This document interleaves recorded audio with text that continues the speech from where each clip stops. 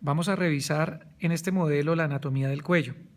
El músculo esternocleidomastoideo nos divide el cuello en dos triángulos, un triángulo anterior y un triángulo posterior. El triángulo anterior está delimitado por el borde anterior del esternocleidomastoideo, la línea media imaginaria y el borde inferior del cuerpo mandibular y algo del borde posterior de la rama. En realidad, este espacio está ubicado o está ocupado por esta parte de la glándula parótida, que llegaría hasta acá, y del gonion al borde anterior del esternocleidomastoideo viene la cintilla mandibular que me separa la región parotidia de ese triángulo anterior. El triángulo posterior está delimitado por el borde posterior del esternocleidomastoideo, la cara superior de la clavícula y el borde anterior del músculo trapecio. Si hablamos de las estructuras del triángulo anterior, podemos estudiar este pequeño triángulo conocido como el triángulo submentoniano, formado por el borde superior del cuerpo del hueso hioides, el rafé miloioideo o línea media miloioidea, y el vientre anterior del digástrico. En este triángulo submentoniano podemos ver en este modelo el músculo miloioideo. Si revisamos el triángulo submaxilar o submandibular, está delimitado por el vientre anterior del digástrico, el borde inferior del cuerpo de la mandíbula, con algo del borde posterior de la rama, y el vientre posterior del músculo digástrico. Entonces, en realidad, si miramos vientre anterior del digástrico, vientre posterior del digástrico y borde inferior del cuerpo mandibular, tengo ese triángulo submandibular, donde se localiza la glándula del mismo nombre, la glándula submandibular o submaxilar, que tiene un peso aproximado de 8 gramos. Seguimos viendo en el piso de ese triángulo el músculo miloioideo y estoy viendo el ojal que le hace el músculo estiloioideo, que viene desde la apófisis estiloides hasta el hueso hioides, le hace un ojal para que pase el tendón intermedio del músculo digástrico. Este músculo es supraioideo, está inervado por el nervio facial, al igual que el vientre posterior del digástrico. Esta arteria que pasa profunda a la glándula es la arteria facial. Si miramos ahora el triángulo carotídeo, vamos a decir que está delimitado por el vientre superior del homoioideo, el esternocleidomastoideo y el vientre posterior del digástrico. En este triángulo carotídeo podemos ver el paquete vasculonervioso del cuello, pero aquí solamente estamos viendo la arteria carótida externa con alguna de sus ramas, la arteria tiroidea superior con una rama que atraviesa la membrana tiroidea, la arteria laringea superior. La arteria tiroidea superior sigue descendiendo para irrigar la glándula tiroides. Por aquí arriba estamos viendo la arteria lingual y por aquí más arriba estaríamos viendo la arteria facial que está pasando profunda a estos músculos. Si miramos en este lado, puedo ver en ese triángulo carotídeo y oculto por el esternocleidomastoideo la arteria carótida común o primitiva, y aquí puedo ver bien el seno carotídeo y la bifurcación de la arteria carótida común en carótida externa y carótida interna. La arteria carótida interna no da ramas en el cuello, pero la arteria carótida externa sí. Estamos viendo nuevamente la arteria tiroidea superior, mírenla cómo desciende hasta la glándula tiroides, esto es glándula tiroides y el istmo de la glándula tiroides, esto es un lóbulo tiroideo izquierdo.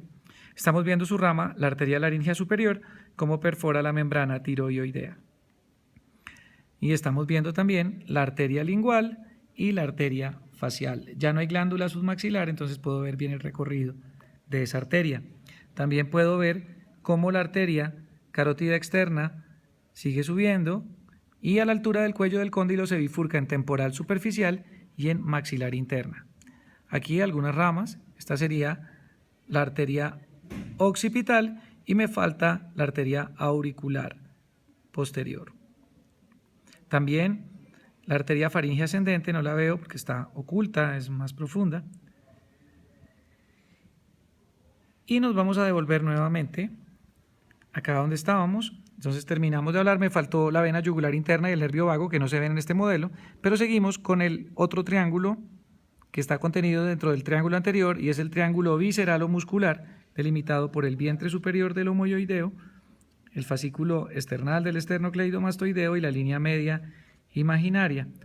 Algunos lo llaman triángulo homotraqueal porque está entre el homoioideo y la tráquea, otros lo llaman también triángulo muscular porque están los músculos infraioideos. Este es el esternoioideo, también conocido como esternocleidoioideo, es el mismo, y profundamente puedo ver al músculo tiroioideo insertándose en la cresta oblicua del cartílago tiroides.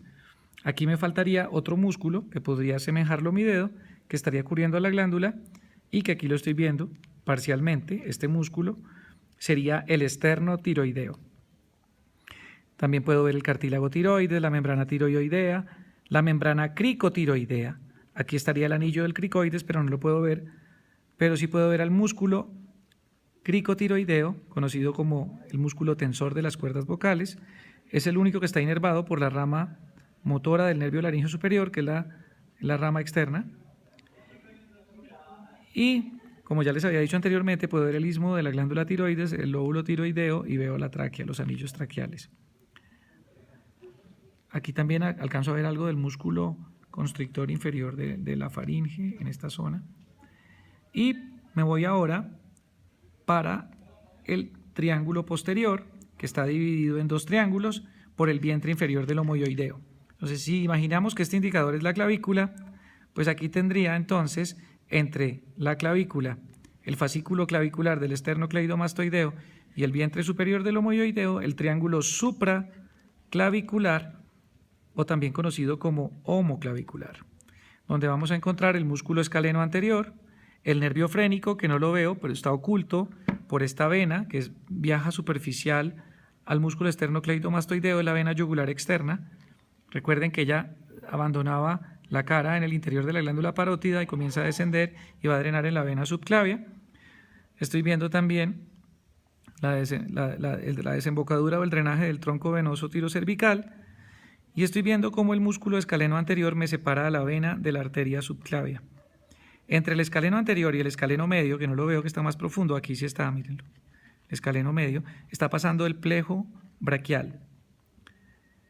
Entonces, por el triángulo de los escalenos, que está formado por el escaleno anterior, el escaleno medio y la cara superior de la primera costilla, pasan la arteria subclavia y el plejo braquial. Y estoy viendo también cómo la vena subclavia, confluye, se une, debajo del esternocleidomastoideo viene la vena yugular interna, las dos confluyen y forman el tronco venoso brachiocefálico, en este caso derecho, que se uniría con el tronco venoso brachiocefálico izquierdo para formar la vena cava superior en esta zona. Aquí estamos viendo un tronco arterial brachiocefálico que solo está al lado derecho, de donde salen la arteria subclavia y la arteria carótida común. Este tronco arterial brachiocefálico sale del callado aórtico.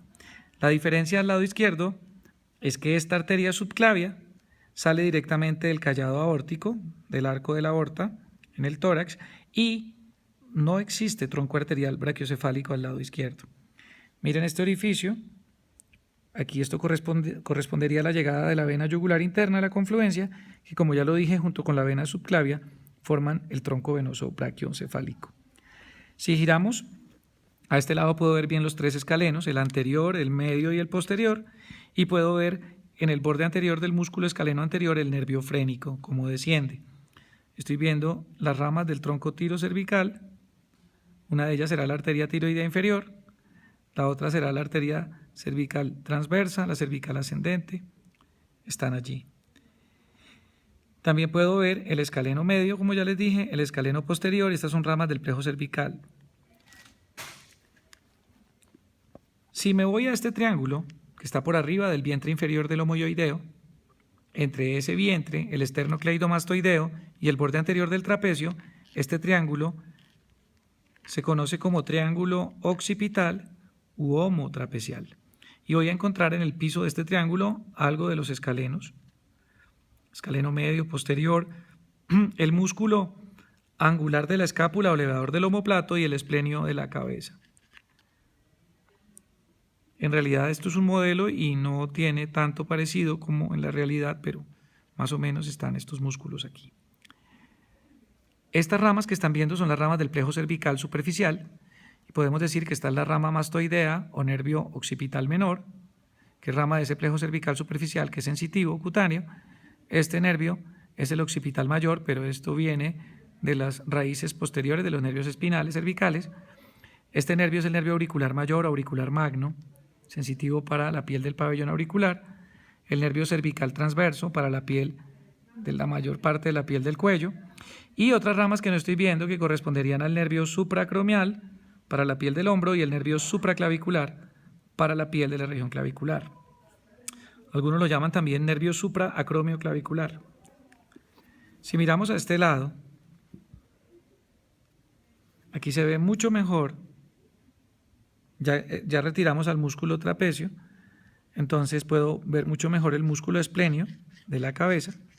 Los fascículos, miren cómo llegan también al borde posterior de la apófisis mastoides, y el fascículo que va para el cuello, que sería como el esplenio collis, pues no los veo, pero están profundos a estos músculos y estaría llegando a las apófisis transversas de las vértebras cervicales. Aquí también podría ver al músculo angular de la escápula o elevador del omóplato saliendo del ángulo superomedial de este hueso. Con esto terminamos la explicación de este modelo.